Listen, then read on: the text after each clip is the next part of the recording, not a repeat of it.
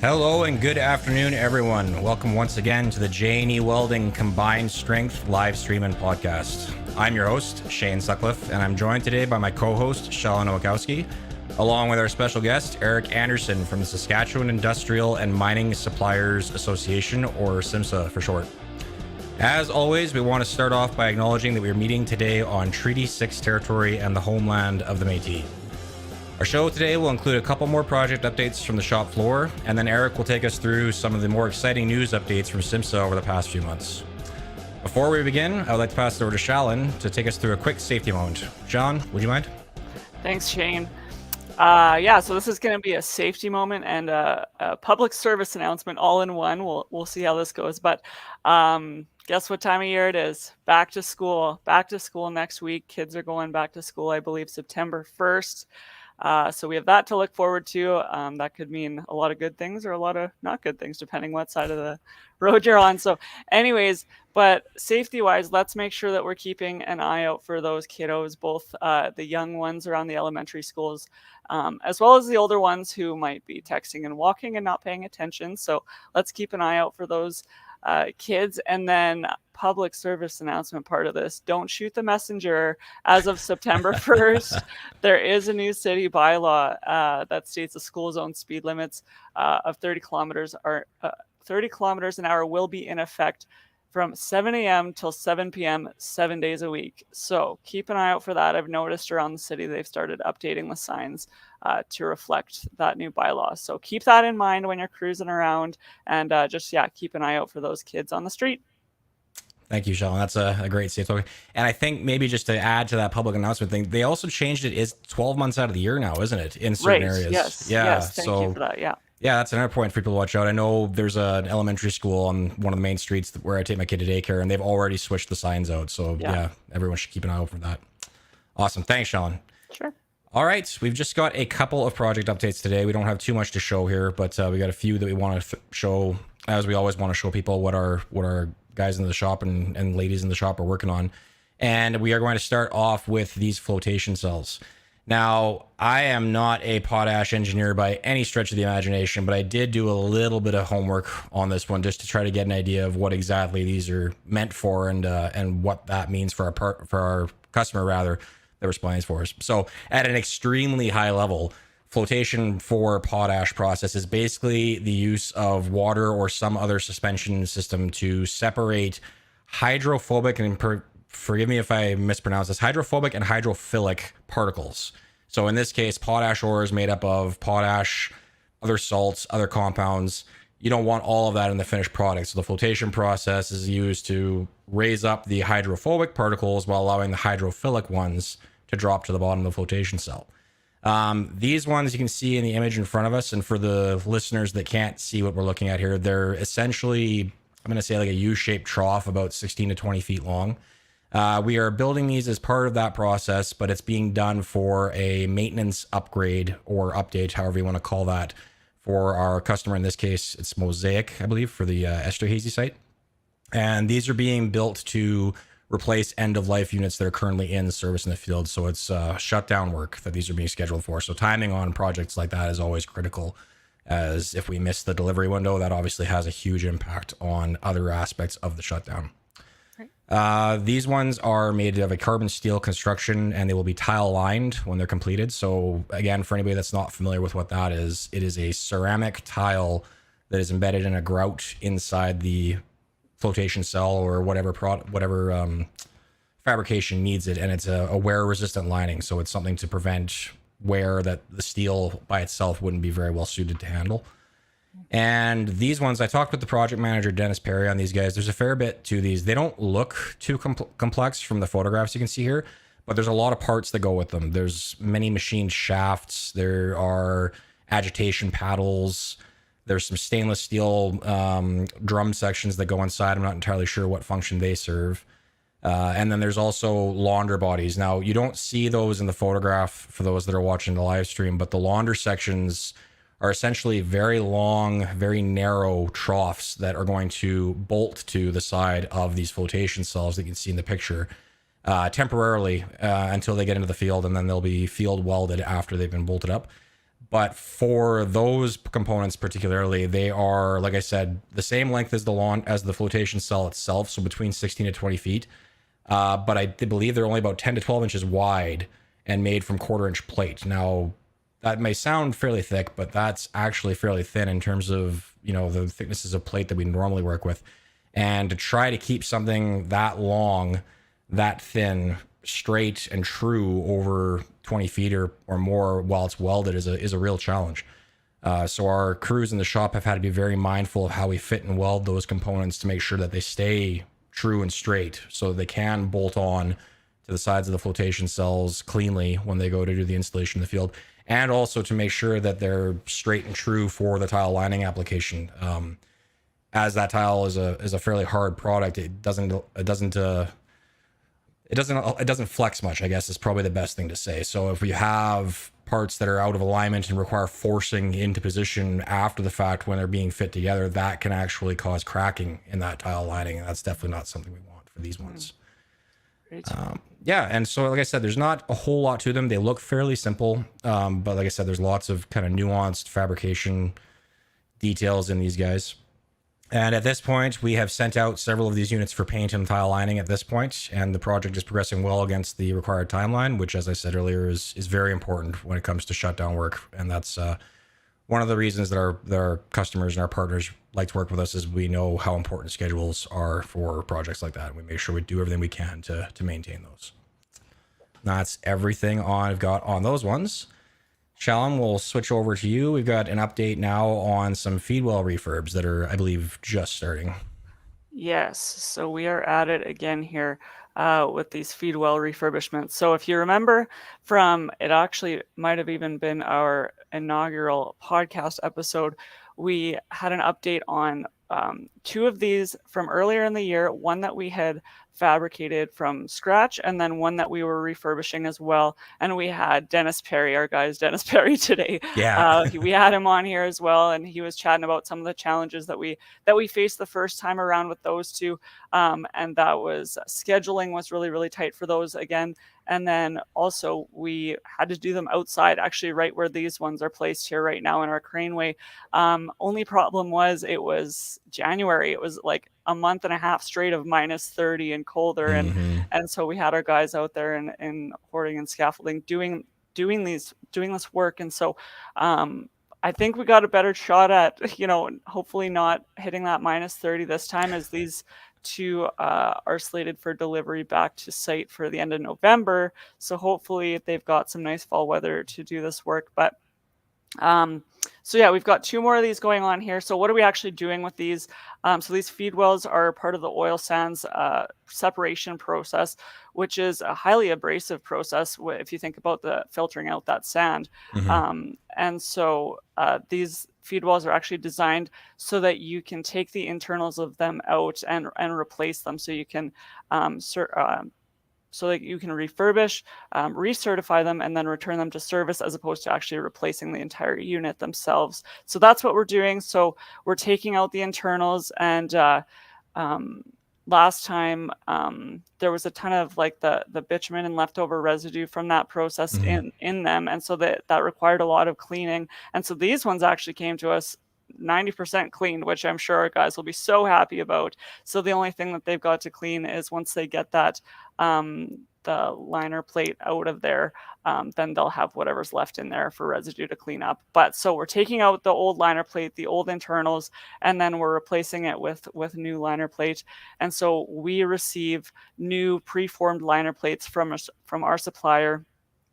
And they're 3/8 of an inch backing plate with a 1/2 inch chromium carbide overlay on top of them. So that's the corrosion resistant material that goes on the inside there. And so this type of work requires high quality parts that are formed correctly, or else they're not going to fit into these feed wells properly. And then on our end, it requires a very high level of skill and expertise to ensure everything is installed properly as well. And so, yeah, from earlier this year, and I think even beyond. I think we might have done one or two other ones, but so we fabricated two from scratch, refurbished one in the past, and now we've been contracted to refurbish two more. I think that just speaks to the level of expertise that we've been able to build up in this area over the past handful of years, and it speaks to JNE's quality and delivery of these type of units. So we're happy to take on this challenge, take what we learned last time, and see what we can do with these guys this time. So yeah, absolutely, Sean. That's a really good point too. When it comes to repeat work like this, where you've got a design that a customer has continually come back to the same supplier to have the same work done, it really speaks volumes to the trust and the the understanding that the work will be done correctly, right?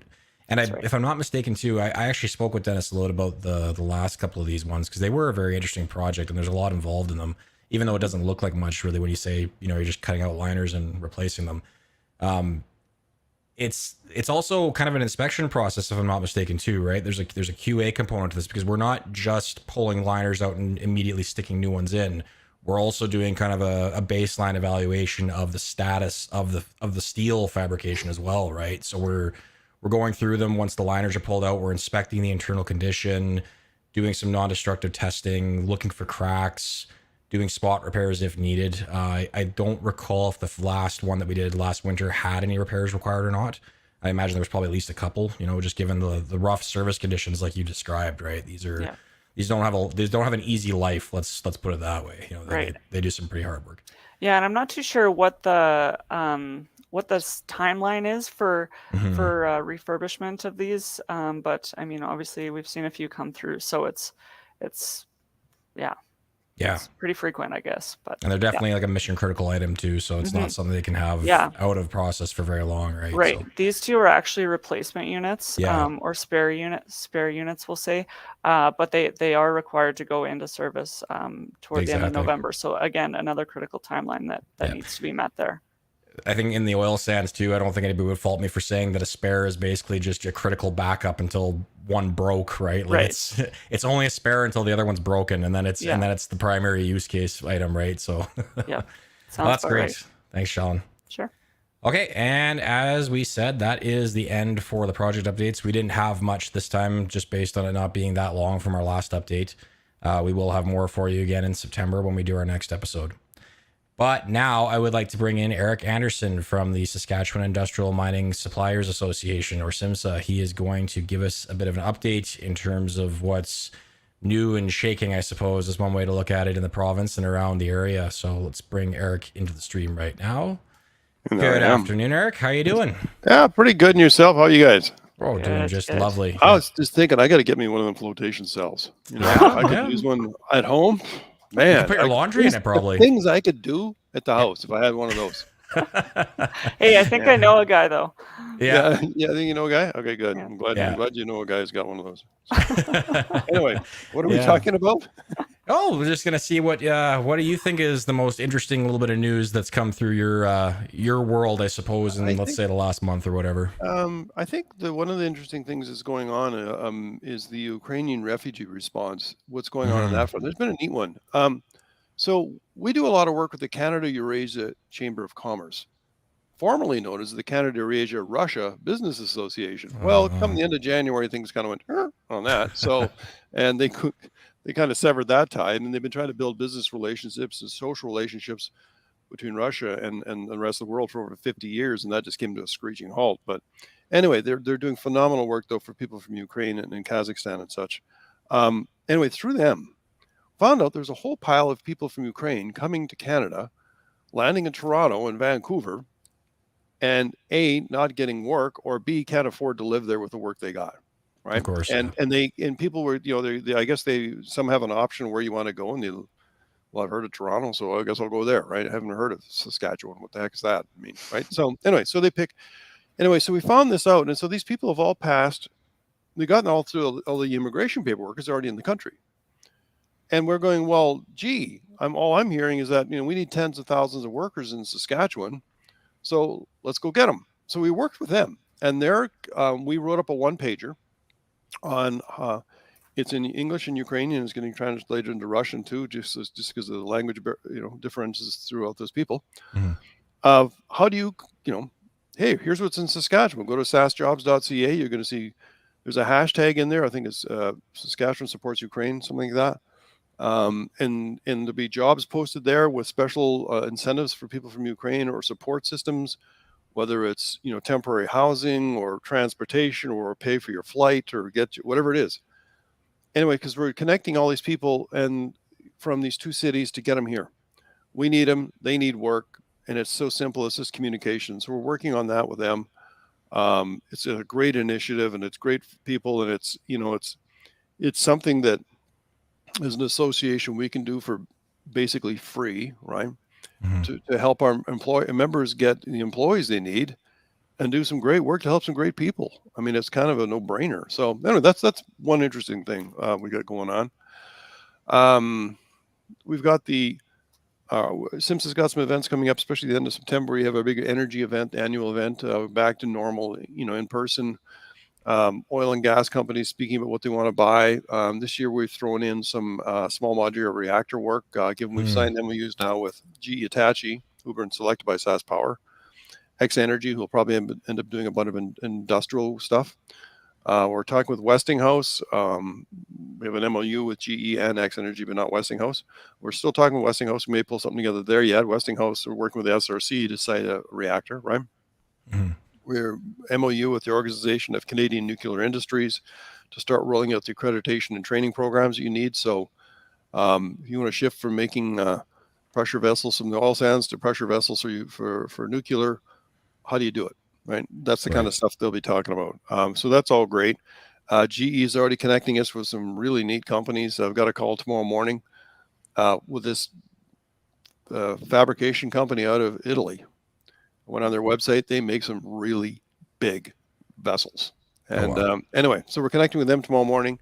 I've got a call with a company out of Singapore in September, and it's been kind of interesting because the hours of these calls are a little bit different. But just neat companies, and they're doing what they can to connect our supply chain and people here with them. So that's great on GE Hitachi. Another interesting thing is that the people of Saskatchewan finally woke up and discovered that potash and oil royalties actually mean a lot. Funny how that works, eh? Funny. Gee.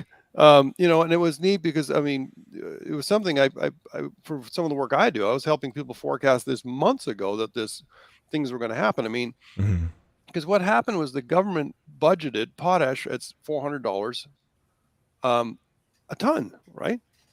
And it's right today it's sitting at 719. That's up almost 50%. Wow, right? yeah. Actually, no, almost 100%. Sorry. Right. But what people don't realize is that for every $50 change, every $10 in change in the price of potash, the government makes $50 million in royalties, right? So, or $5 million per, right? So there's $1.5 billion just in the price of potash change. Just boom, right? Then production's increasing, so add that on. And then the price of oil, they budgeted oil at I can't remember the number price. I feel it coming to me. So oil, they budgeted at $75 a barrel. Well, it went to 120. Now it's back into the 90s again. I mean, people only remember when it was high, but but every dollar the price of barrel oil changes is another $14 million to government. Wow. Per dollar, right? And so these things happen, but nobody can forecast these things. I mean, they take a conservative number. They plug it into a machine and, before Christmas when this budgeting gets done, and then Russia invades Ukraine. I mean, nobody saw that coming. I mean, and if trust me, I think if Nutrien and BHP, as an example, knew this was coming, they would have started doing expansions on production capabilities, 2 years ago or a year ago. Yeah. This happens, and all of a sudden they're like, wow, they're making phone calls to the supply chain and going, okay, so what can we do? What can we pull off? And then they start looking at what they can do internally to see what can be done. And so they're going to increase production as much as they can, but you don't just those flotation cells, for example. Yeah. You just don't go on Amazon and say, hey, I need a flotation cell. If only we're that easy, eh? You got stuff you got to build that takes, months to build, let alone design and install with everything else. And So you don't just, turn up production overnight. Mm-hmm. So it's, it's been a heck of a shocker, and it's going to be a long-term change though on the potash front. The oil front, I think, is probably a shorter-term thing. That's going to be up and down because people can ramp up and take down oil production pretty fast. Yeah. But you can't mine. Potash mining doesn't work that way. Mm-hmm. And there's no other place on earth. It was either Russia, Belarus, or Russia, and Belarus and Russia are kind of caught up in a bit of a mess. So that leaves us. Yeah. Now there's some stuff other places in the world, but it's not. I mean, like 40% out of Belarus, Russia, 40% of the potash out of Canada, and 20 from the rest of the world. I mean, the 40 just went poof. We'll maybe get a half of it. We'll leak into the market somehow, but that's a huge amount. You just don't dream up overnight. So, absolutely. So that's what's going on. I think we're seeing, so there's going to be a lot of work here in the potash sector for the next years. Oh, for sure. Yeah. I mean, what I hear from people is that they don't expect sanctions to be lifted and things going back to some kind of normal until there's a regime change in Russia and then stabilization of the new regime. Mm-hmm. Then maybe. Yeah. So, keep your eyes on the news, I guess, and see what happens. Oh, no kidding. So I think we've all been staying pretty close to the news these days, just trying to watch for updates and hoping that the situation improves. Yeah, and we're trying to help as many people as we can. We're also working through the County Eurasia Chamber of Commerce to get the not only trying to relocate people from within Canada that are refugees, but also people from who are still in. Well, I guess they're in Warsaw is where they are most likely now. We're getting people from Poland here to come help us, and we help them at the same time. It's kind of a neat thing. Mm-hmm. Right. Yeah. Just going back to the Ukrainian refugees that are coming to Canada, landing in Toronto, thinking about the potash mining industry and really any of the industries that we work with, is primarily male-dominant work. Yeah. And so I know that to start with, it was typically women and children that were coming over to Canada. Are you seeing more males coming over that are looking for work in this industry, or? Yeah, it's been interesting. I've heard from some government officials that the first batch were predominantly women and children and grandmothers, really particular. But that's shifting to men. The other thing, I mean, you got to look that's happening too is that there's been some Belarus potash workers that, if you remember, prior to Russia invading Ukraine, there was also this problem in Belarus, right? And the potash workers are going on strike to protest their government.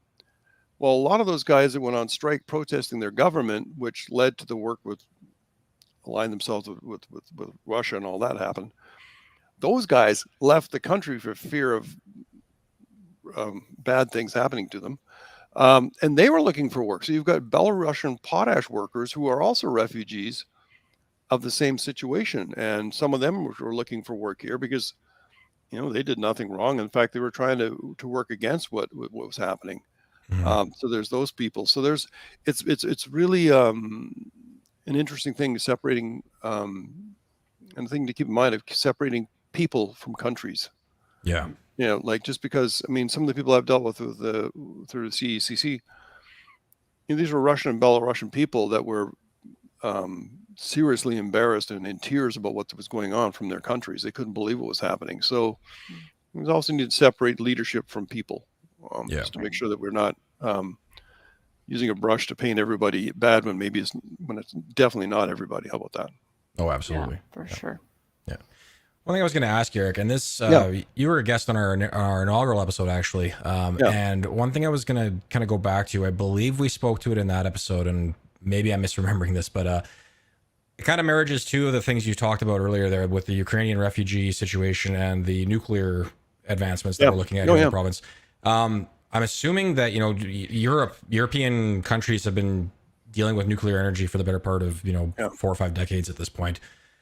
How much do you expect or are we seeing in terms of some of that skill set coming over to Canada from the Ukraine, and will that have an impact in how quickly we can get up to speed, so to speak, with this nuclear sector and all the changes that are going to be needed as a result of that?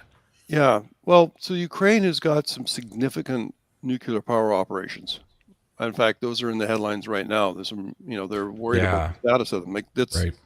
And so obviously there's a lot of people there with a lot of skills and decades of experience. Now that's on large scale reactor complexes that, you need to monitor carefully. And we're talking about SMRs here, which are small modular reactors, which are basically, they were closer to, well, actually the Westinghouse one actually is a nuclear battery. Wow. You drop the whole thing in, plug it in, and let it run for 8 years, and then they take it away and they recycle the whole unit. You put another one down, right? Oh, wow. So there's a range, and so, but there's a lot of skill sets that we could use here. And the timing of our nuclear rollout here, power rollout here, is still a ways off. They're working on certain siting issues and that, but you need to build brain power. And it's like with any labor, it's any like labor shortage issue is like, you can't just hire people off the street. You need to train them up, and that takes a long time. That's why labor problems are so long. I mean, because either we go pirate them from some other industry or place, or recruit them, or we train our own, but that generally takes a decade, because you have to get young people, usually get them to have an aptitude that they actually maybe want to do that kind of work, get them into the field, get them trained, get them experience, and then you can work with them. Well, that's a 10-year, randomly, let's call it 10 years. So so if we have some Ukraine folks here, that would help, right? A lot of experience and a lot of skills, and maybe they could help with the training. They could become some of the early workers or not. There's a lot of opportunities for them anyway. Right. Yeah. Even just cross-pollination of, knowledge and skills and stuff like that, like maybe they don't necessarily have to work in the nuclear sector in Canada, but they could be consultants or, any manner of support roles, right? Like there's definitely opportunity there. Some great advice. Worst case scenario, there's some great advice. Yeah, absolutely. Yeah, we tried that, didn't work. Try this. No, don't do that. Exactly. Here's what not to do. Start with that. Yeah, please build your reactors with a containment field and don't use just grout. Use actual concrete and steel. Yeah, exactly. Well, that's great, Eric. I think when we were doing our little bit of prep work here before the show went live, you were mentioning something about some government updates that were fairly recent. Is that something? Was there more to go on that one, or have we kind of touched on everything you wanted to talk about with that? I think we touched about the budget, the government, the money they rolled out there. Yeah. The government could only make forecasts, based on what they knew. And what they could expect and what's traditional. I mean, nobody knew the price of potash was going to basically double from what they forecasted, and production would increase by about 25 to 50%. I mean, nobody knew that. If they did, they made a frickin' fortune on the stock market, probably. Yeah. No right. kidding. And nobody did that, and so trust me, people would have liked to known that one. Yeah. And the same with the oil markets. And so now things are changing and the money's rolling out, and it's like, so if I got a bonus or work, I don't know, a lot of people do this. They go, well, half of it I'll put down on debt and half I'll buy that, whatever I always wanted, right? Or something like that. Yeah.